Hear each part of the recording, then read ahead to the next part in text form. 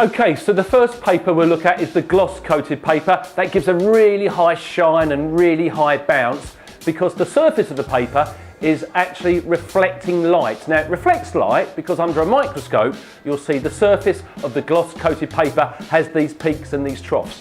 When we start to apply the ink onto the paper during the printing process, the ink actually sits below the surface of the gloss coat. So therefore there's no need for us to be applying any sealant varnish at all.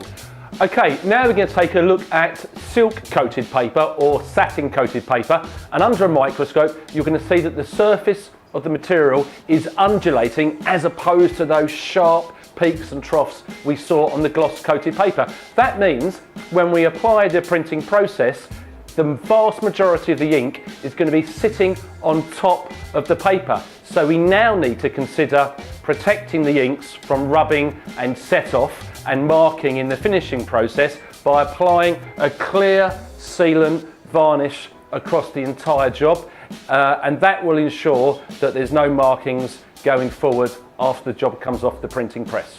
So there we go, that gives you the differences between silk coated paper and gloss coated paper and why we need to apply a sealant to silk coated materials.